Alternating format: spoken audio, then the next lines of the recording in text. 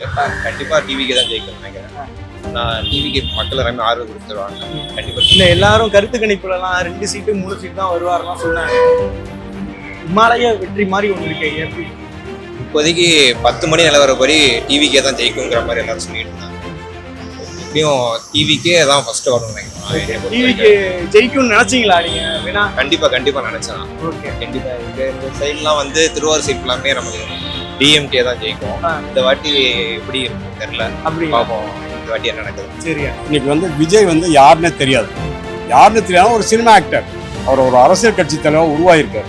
ஆனா அவர் வந்து செய்ய போறாரு யாருக்கும் தெரியாத நேரத்தில் அவர் தேர்ந்தெடுக்கப்படுகிறார், மெஜாரிட்டி வரார். எப்படி வர முடியும்? காரணம்னா மக்கள் வந்து மாற்றத்தை எதிர்பார்க்கும் பொழுது மக்கள் விஜயை பயன்படுத்தி கொண்டிருக்கிறார். விஜய் வந்து மக்கள் வந்து என்ன மாற்றத்தை எதிர்பார்க்காங்க. 65 வருடமாக 2 பேர்கிட்ட பார்த்துக்கிட்டு போவாங்க. அவருக்கு அரசியல் கட்சி சார்புள்ள தான் இருந்தாலும் மக்கள் ஒரு மாற்றத்தை எதிர்பார்க்க மக்கள் விஜயை பயன்படுத்தி கொண்டார்கள்.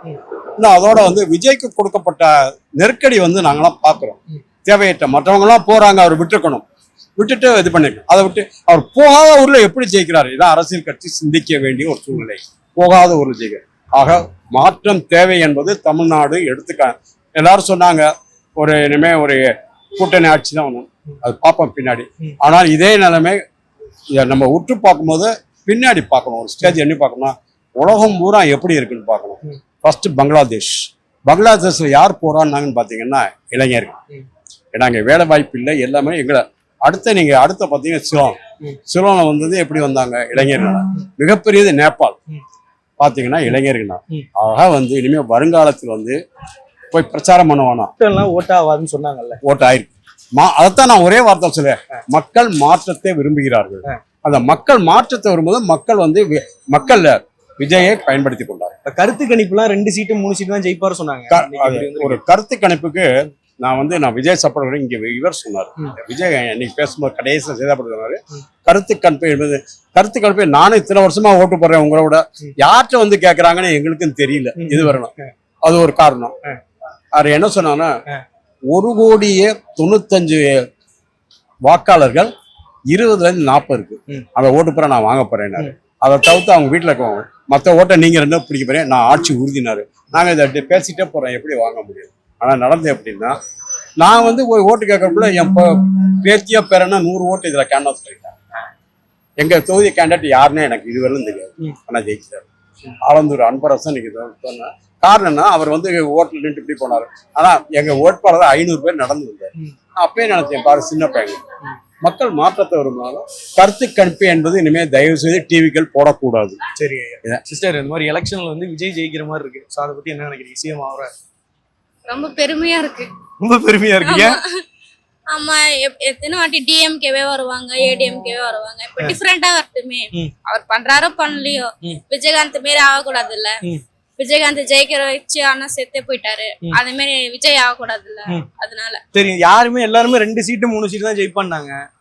அடிச்சு நவுத்தி சிஎம் வரைக்கும் வர்றாரு ஃபர்ஸ்ட் எலெக்ஷன்ல. எப்படி இவ்வளவு மக்கள் நம்பி ஓட்டு போட்டாங்கன்னு நினைக்கிறீங்க? அதான் இப்போ டிஎம்கே அவங்கள ஜெயிக்க வச்சு அவங்க என்ன பண்ணாங்க? டிஎம்கே ஜெயிக்க வச்சு என்ன பண்ணாங்க? அங்கங்க கற்பழிப்பு தான் நடக்குது, அதிகமாவே நடக்குது. அதுக்கு என்ன ஆக்ஷன் எடுக்கிறாங்க? இப்ப கருப்பாயிச்சாக்கா நான் சுட்டு கொன்னுடுவேன் அப்படின்னு ஒரு ரூல்ஸ் போட்டாதான் அது மாதிரி தப்பு எல்லாம் நடக்காது.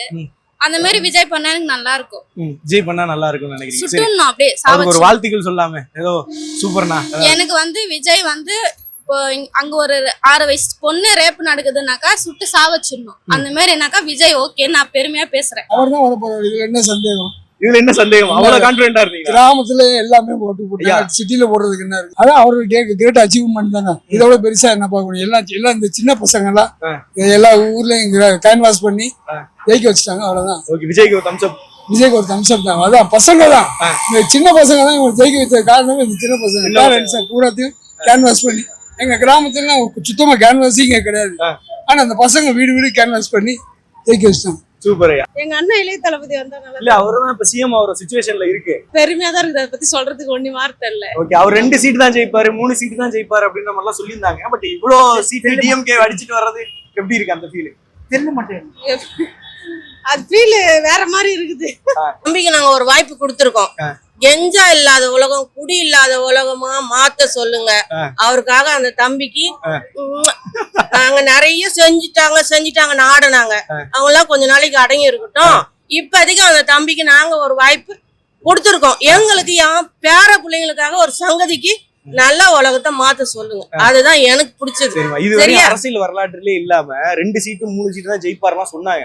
ஆனா லீடிங்ல மக்கள் அது அப்பமே தெரியுமே, அப்பமே தெரியும் இவர் தான் வருவாருன்னு. அந்த தம்பிக்கு நாங்க ஒரு வாய்ப்பு அவருக்கு கொடுத்துருக்கோம். அவர் பயன்படுத்தி சொல்லுங்க 5 வருஷத்துக்கு. அப்புறம் அவதூறா பேசுறவங்க வாயெல்லாம் போட்டாச்சு. அவர் மேல அவ்வளவு அவதூறு பரப்பி எப்படி நம்பிக்கையா ஓட்டு போட்டீங்க? நாங்க போட்டோம்பா, எனக்கு நம்பிக்கை இருந்துச்சு. என் பிள்ளைங்க அழிஞ்சு போச்சு, என் புருஷன் குடிகாரனா அழிஞ்சு போயிட்டான். அதனால என் பேர பிள்ளைங்களும் அந்த அளவுக்கு வரக்கூடாதுன்னு மாத்தி போட்டிருக்கோம். இப்போதைக்கு தெரியுதா? ஜெயிக்கிறாரு அவர்தான் வருவாரு ஆட்சியில. என்னமா அவர்தான் கண்டிப்பா வருவாரு. அவர்தான் வர்றாரு. சரி, ஜெயிச்சதுக்கு அப்புறம் வாழ்த்துக்கள். அவரு ஜெயிச்சு தந்தானா வாழ்த்துக்கள் நாங்க சொல்றோம். ஆமா, நல்லதை செஞ்சா சரி, நாட்டுக்கு மக்களுக்கு நல்லா செய்யணும். இல்லாதவங்களுக்கு செய்யுங்க, இருக்கப்பட்டவங்களுக்கு செய்வானா, இல்லாதவங்களுக்கு செய்யுங்க. செஞ்சா அவர் இன்னும் மேலுக்கு வருவாரு. விஜய்க்கு ஒரு எல்லாமே மாத்தி பண்ணியாச்சு. வந்தா எதெல்லாம் பண்ணாலும் ஒரு நம்பிக்கை தான். இல்ல, 2 சீட்டு தான் ஜெயிப்பாரு, 3 சீட்டு தான் ஜெயிப்பாரு. அது அவங்க கட்சி அவங்க சொல்லுவாங்க, நம்மளுக்கு தெரியாதா? ஊர் சைடுல எல்லாம் நம்மளுக்கு தான் விஜய் டிவிக்கே தான் ஓட்டு.